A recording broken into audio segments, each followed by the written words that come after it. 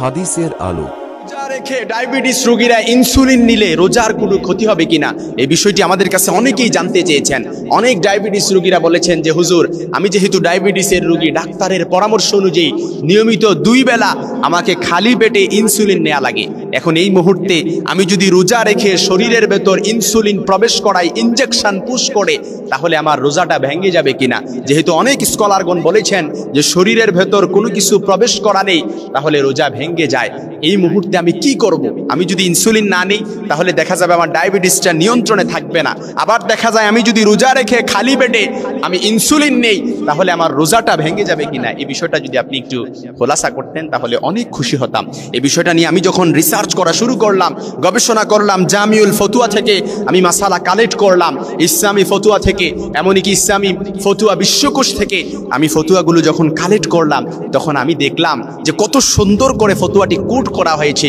সেখান থেকে আমি নকল করে শুধুমাত্র বলছি, যেহেতু রোজাদার বান্দা এই বিষয়টা অবশ্যই জানা পুঙ্খানুপুঙ্খভাবে জরুরি, এজন্য তাদেরকে বলছি, রোজা রেখে আপনি যদি শরীরের ভেতর ইনজেকশন পুশ করেন কিংবা রোজা রেখে আপনি যদি ইনসুলিন নেন তাহলে রোজার কোনো ক্ষতি হবে না।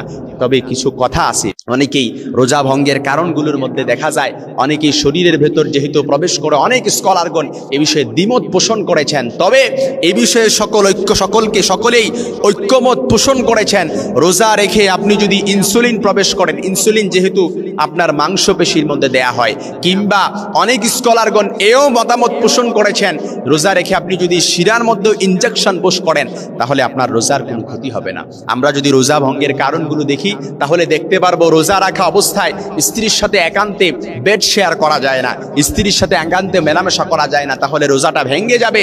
এমনকি বমি হলে, অনিচ্ছাকৃত বমি হলে রোজাটা ভেঙে যাবে। যেহেতু বমি হওয়ার পরে শরীরের মধ্যে একটা ক্লান্তি আসে, এই ক্লান্তি আসার কারণে আল্লাহ তাআলা সহজ করে দিয়েছেন যে আপনি যখন অনিচ্ছাকৃতভাবে আপনার বমি আসলো, বমি আসার কারণে আপনার শরীরটা নার্ভাস হয়ে যেতে পারে, আপনার শরীরটা দুর্বল হয়ে যেতে পারে।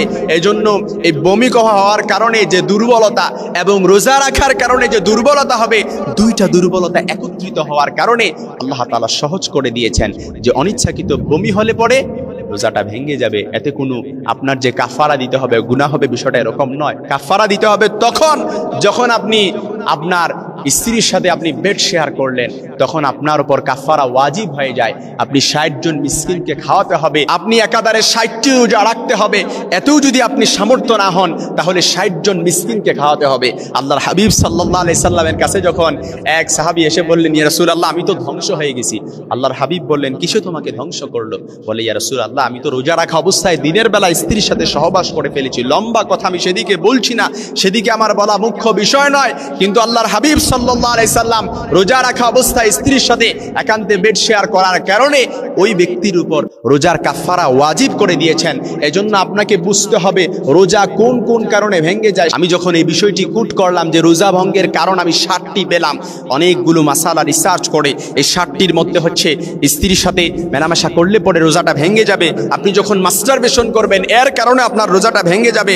আপনি যখন পানাহার করে ফেলবেন, এটা পানাহার দিনের বেলা যদি সুবহে সাদেক থেকে শুরু করে নিয়ে সূর্যাস্ত পর্যন্ত এর আগ মুহূর্তে আপনি যদি পানাহার করে ফেলেন তাহলে আপনার রোজাটা ভেঙে যাবে। কিংবা পানাহারের কিছু স্থলাভিষিক্ত হলে তারপরও আপনার রোজাটা ভেঙে যাবে। এই জায়গায় আমরা অনেকেই গুলায় ফেলি, অনেকেই মনে করি যেহেতু ইনজেকশন পুশ করে, তাহলে যেহেতু পাকস্থলিতে ইনজেকশন পুশ করার কারণে পাকস্থলিতে যায় তাহলে রোজাটা ভেঙে যাবে। কিন্তু কথা হচ্ছে ইনসুলিন দিলে কিন্তু পাকস্থলিতে যায় না, কিংবা শিরায় ইনজেকশন পুশ করলে তাও পাকস্থলিতে যায় না।